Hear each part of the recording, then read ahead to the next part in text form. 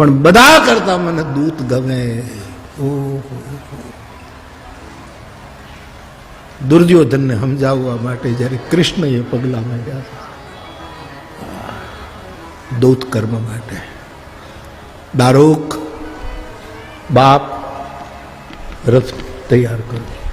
એક વસ્તુ સમજી લો, અંદરથી કૃષ્ણ યુદ્ધના પક્ષમાં નથી. હાય રે ઇન્સાન કી મજબૂરી, એક ફિલ્મની લીટી છે સાહેબ. મજબૂરિયા બધાને હોય, મોટા માણસોની મજબૂરિયા બહુ મોટી હોય છે, કોઈને કહેવાય નહીં, એને ચોરે ચૌટે એની ચર્ચાઓ ન થાય એવી મજબૂરિયા. કૃષ્ણ યુદ્ધ પક્ષી હોઈ શકે નહીં. કૃષ્ણ પરમાત્મા છે, કૃષ્ણ પૂર્ણાવતાર. દ્રૌપદી યુદ્ધ પક્ષી હશે અવશ્ય, એનું અપમાન થયું છે, એને સહન કર્યું છે. દુર્યોધન તો હવે ઠીક બાબા, દુર્યોધનની તો શું વાત કરવી. ધૃતરાષ્ટ્ર એની જગ્યાએ બરાબર છે. અંધની આગળ આવ્યું એના મોભી કુંવરનું માથું. અને મને બહુ ગમતી વસંતભાઈ કડી, કૃષ્ણ કબાડી કાપવા આવ્યો ત્યારે કાગ કે નહોતું કપાતું. કૃષ્ણ કબાડી, સૌને પોતાનો પોતીકો હાથ વગો કૃષ્ણ હોય છે. અનેક રૂપ રૂપાય વૈષ્ણવ પ્રભવ વિષ્ણુ. કૃષ્ણ કબાડી કાપવા આવ્યો. કેવા કેવા શબ્દો ભગત. વનફળ નહોતું વેડાતું, રાત દિન તારી રાજ રમતનું રખોપું એને રખાતું. એની તો હું વાત કરવી છું.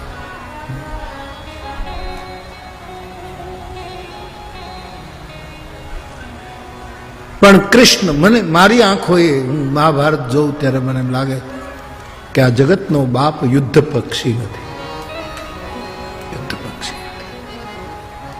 આ હરાસનો માણસ નથી, આ રાસનો માણસ છે, આ મહારાસનો. અમારી નિંબાર્કી પરંપરામાં તો એને રાસ રાસેશ્વર કહે છે, અને તેથી રસેશ્વર કહે છે, સર્વેશ્વર કહે છે. પૂરી નિંબાર્કી પરંપરા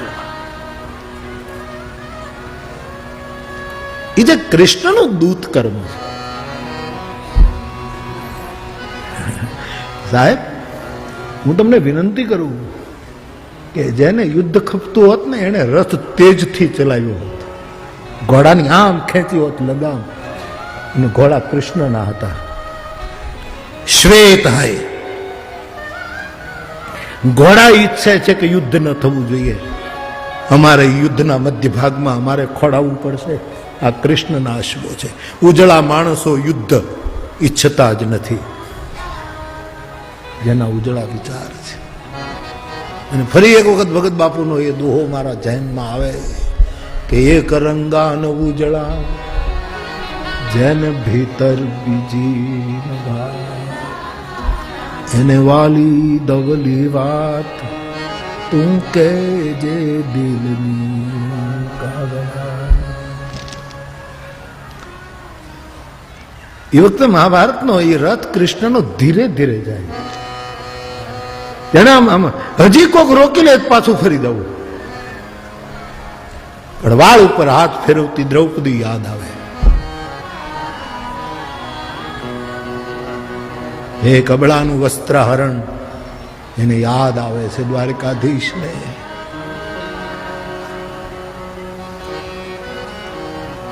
મેં કદાચ તમને અહીંયા કીધું, સુરતમાં મને ખબર નથી, દ્રૌપદીએ જ્યારે વસ્ત્ર ખેંચાતા હતા અને દ્વારકાવાસીને કહીને કીધું, જ્યારે કૃષ્ણ ઉતાવળો થયો દ્વારકામાં એના કરતા એનું પિતાંબર પહેલું ઉતાવળું થયું.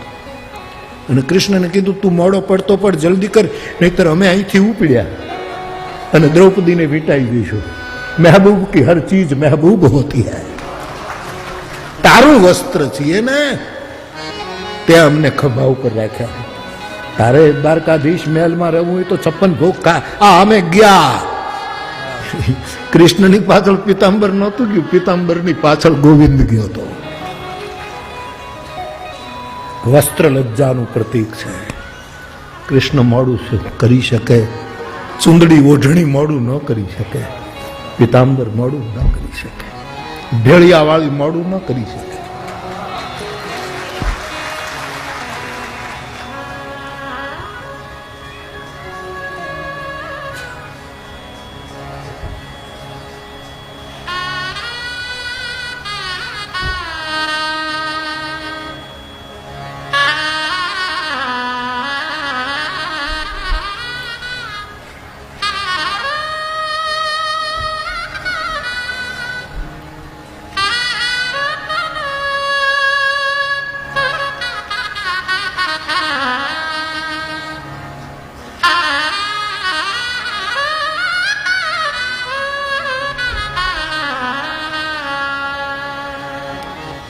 આજ ગોવિંદનો રથ ધીમે ચાલે, હજી કોક રોકી દે. જેમ દીકરી બાપનું ઘર છોડતી હોય ને આમ કેમ ધીમે પગલે જાય, કે હજી મારી માં કે દીકરા 2 દી રોકાઈ જાય ને તો હજી કોક આમ બોલે તો પાછી ફરી જાય.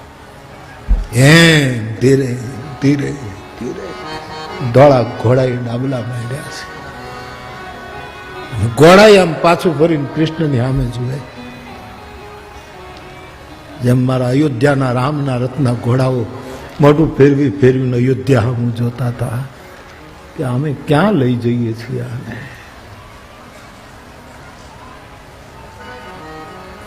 બાપ આ બધા વેગ ઉપરથી, આ કૃષ્ણની ગતિ ઉપરથી મને એવું સમજાય છે કે કૃષ્ણ યુદ્ધ પક્ષી નથી, ગયા છે.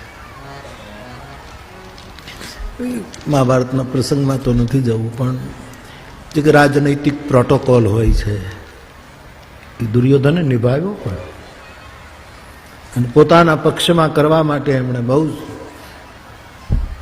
સારી રીતે સ્વાગતની યોજના કરી છે. બધું આવે છે, ભોજનની કેવી વ્યંજનોની વ્યવસ્થા કરી છે. પણ કૃષ્ણ એમ કહે છે કે હું નહીં જમું. એક તો મને ભૂખ નથી એટલે હું નહીં જમું, બીજું તારા હૃદયમાં મારા તરફ ભાવ નથી એટલે હું તારા ઘરનું નહીં ખાઉં. આવત હી હર્ષ નહીં, નઈ નમાં નહીં સને, તુલસી તહાન જાઈએ કંચન ભરસે. મારી મજબૂરી છે. તો જમશો ક્યાં? નારાયણ સ્વામી, નારાયણ બાપુની સંધ્યા.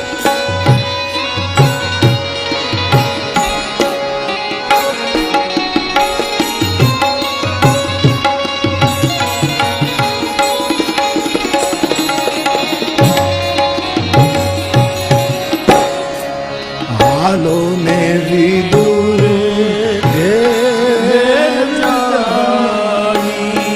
એવો ધવજી, હાલો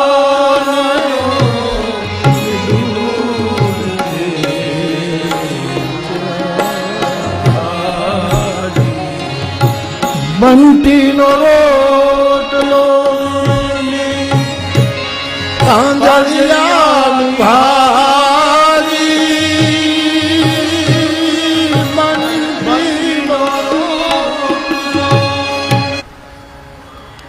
કૃષ્ણએ કીધું હું ભૂખ્યો નથી દુર્યોધન, અને તારામાં ભાવ નથી.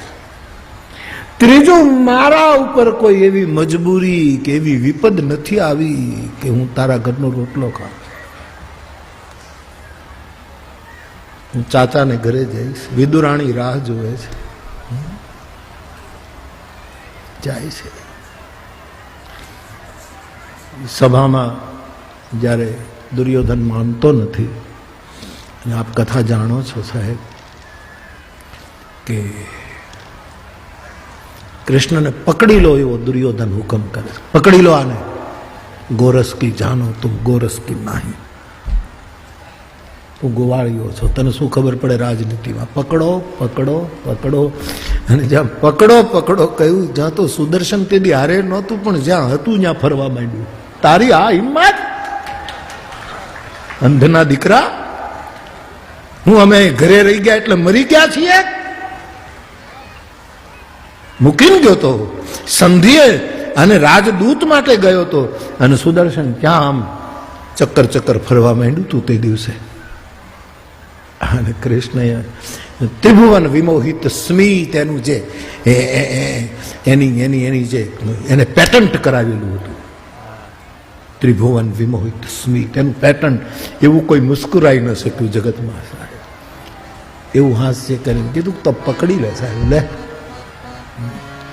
અને બધા પકડે ત્યારે અનેક બાહુદર વક્ત્ર નેત્ર, આ વિરાટમાં દર્શન પકડી શકાયા નહીં. સંધિ નિષ્ફળ ગઈ, યુદ્ધ અનિવાર્ય બન્યું. અને પછી પ્રોટોકોલ પાછો દુર્યોધને સાચવ્યો, પાછો ખેલાડી હતો રાજનીતિનો, પ્રોટોકોલ સાચો કે રાજદૂતને વિદાય આપવા જવું જોઈએ. પછી એને પસંદ કર્યો કોને મોકલું વિદાય આપવા માટે સીમા સુધી. અને કૃષ્ણ એમ કીધું કે તું પસંદ ન કરી શકતો તો તારો પ્રોટોકોલ પણ રહી જાય અને હું પસંદ કરી લઉં. વળામણા કરવા કોણ આવે? કોણ? સૂર્યનો દીકરો કર્ણને મોકલ, મારે બે વાતો કરવી છે એની હારે. અંધારું નહીં સમજી શકે, કદાચ અજવાળું સમજી જાય તો. હા, કર્ણને લીધો છે. હા ને પછી બે જણા ભેગા થાય એટલે પછી બાપ વ્યાસને બાંધવો પડે, વ્યાસને પકડી રાખવો પડે સાહેબ. અને એને કેમ રાખ? વ્યાસની લેખની મહાભારતમાં જે રીતે ઉપડી છે ને એવી કાંઈ નથી ઉપડી.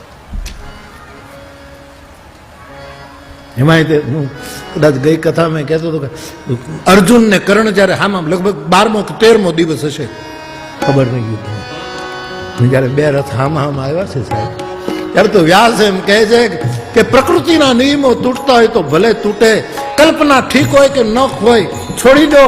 ઋષિ કોઈને આધીન ન હોય, કવિ કોઈના કાબુમાં ન હોય, અને તેથી એને પોતાનું કવિપણું નું સ્વાધીનતા જે રજૂ કરી કે આજ મને એમ લાગે છે એક હારે બે સૂરજ હામ આવે છે. અને પૂછું વ્યાસને લખતી વખતે ગણપતિએ કે બે સૂરજ પૃથ્વી ઉપર તમે લાવ્યા કે હું કવિ છું? બળબડ કરીમાં ન સમજાય તો રજા લઈ લે અઠવાડિયાની. બાકી બે સૂરજ તો પછી ઓલો ઉપર છે એ તો સાક્ષી છે કે બે સૂરજ હતા એને ખબર છે, અને બાપ ને છોકરાની ખબર ન હોય. આ એનો દીકરો છે. આમથી અર્જુન નો રથ અને સારથ છે ગોવિંદ નું, અને તોય ચહેરા ઉપર ત્રિભુવન વિમોહિત સ્મિત. અને અહીંથી અર્જુન નો રથ સારથ્યશાહી.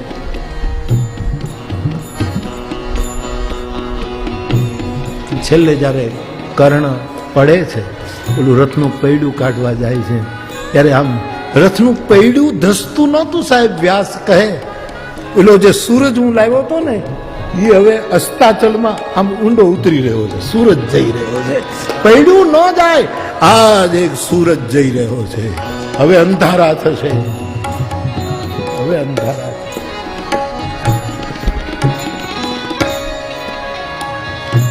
કર્ણ છે મહાભારતનું. મારે મને પક્ષપાતી કહેવો હોય તો કહી દો, મને ખબર નથી. ઘણા કર્ણનો પક્ષપાત કર્યો છે, અને તો બહુ તટસ્થ ન્યાય કહું છું. કર્ણ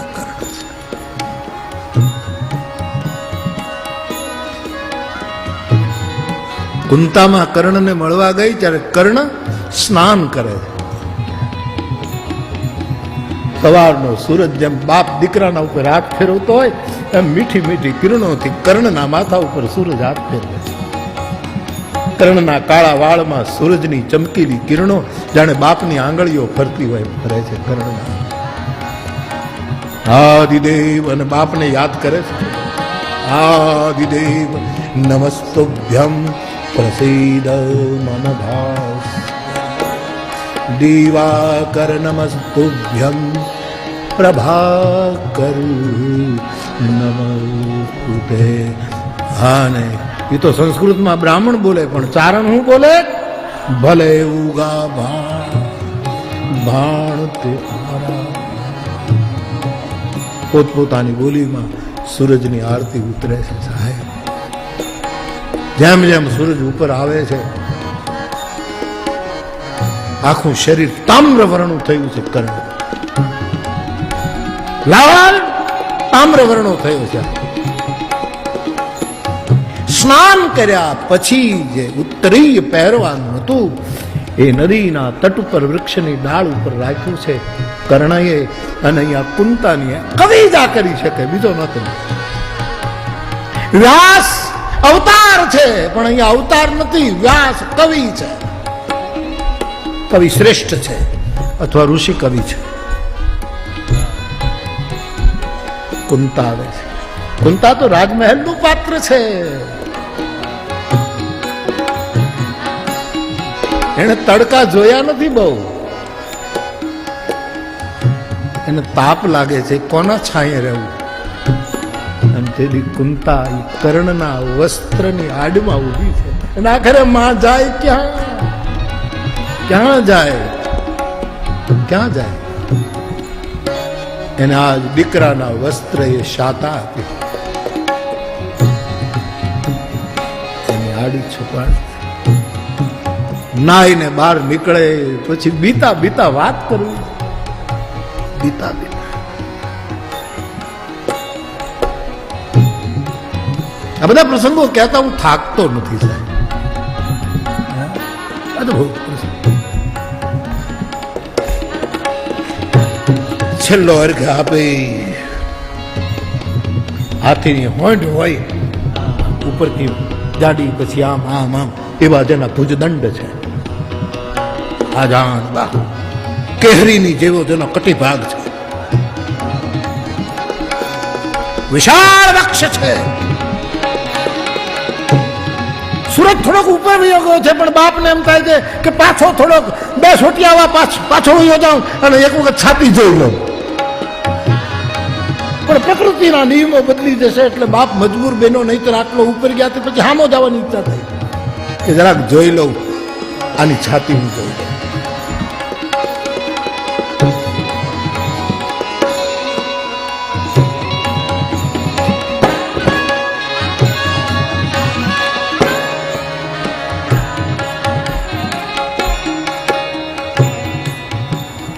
કુંતાને જોયા છે,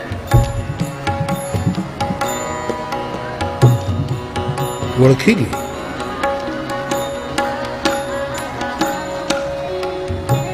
જેટલું નમાય વિવેક છે એટલું નમ્યો છે.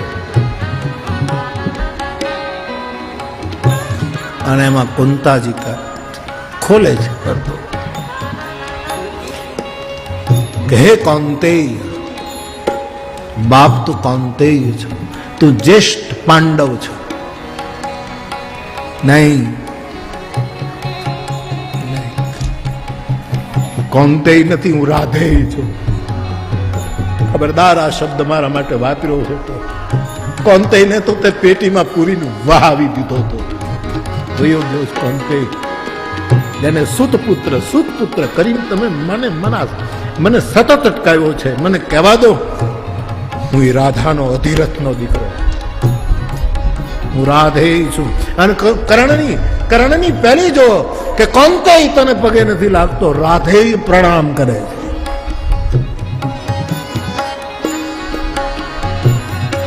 ઘણું બધું સમજાવે છે.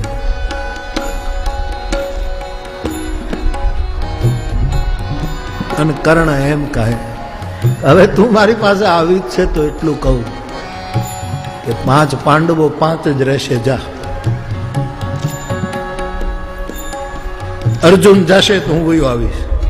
અને કા હું જઈશ તો તારા 5 રાખવા છે ને? તારો પક્ષપાત છે ને? મૂળ તો ઓલાને બચાવવા છે ને? આ મોટું મેણું હતું કુંતા. મૂળ તો ઈ છે ને. અને પકડાય છે કુંતા, વ્યાસ મુકતા નથી, કોઈની પરવા વ્યાસે કરી નથી. અને જયારે આ માણસ વિદાય લે ત્યારે આયુષ્યવાન ભવ એમ કહેવું જોઈએ ને. કુંતા આયુષ્યવાન ન બોલી શકે, દીર્ઘાયુ ન બોલી શકે, કારણ કે એને તો ઓલા 5 ને બચાવવા હતા. અને કવિ જ આ કરી શકે, બીજો ન કરી શકે. અને શું કીધું? નિરામયો ભગવાન તને તંદુરસ્ત રાખે, જીવતો રાખે એમ ન બોલાયું. હેતુ રે વિનાના ન હોય હે, આ જગમાં હેતુ રે વિનાના. એવો જ સંવાદ કૃષ્ણના દૂત કર્મ પછી હસ્તિનાપુરની બહાર ભાગોળે કર્ણને સાથે લઈ ગયા છે. રથ રોકાયો છે. આન પછી કર્ણ કહે કે વાસુદેવ લો હવે રામ રામ, હવે મળશું, હવે ભેગા થશું ત્યાં. અને ભગવાન કરે એ વખતે મને સૂત પુત્ર કઈ કઈ કોઈ અટકાવે નહીં. પછી ખબર પડે મને એક વખત હામાં આવવા દો. અને કૃષ્ણએ સ્વીકાર્યું છે. અર્જુનને કીધું છે મહાભારતમાં વ્યાસના શબ્દોમાં કે તું બોલ બોલ બહુ કરમાં. આ જેદી વિફીરો સૂર્યનો દીકરો તેદી મારું ગાંડી, મારું સુદર્શન અને તારું ગાંડી બે પડ્યા રહેશે ને બેયના ભૂકા કાઢી નાખશે. તું આને નબળો નહીં કરતો. આ શબ્દો વ્યાસે કીધા છે.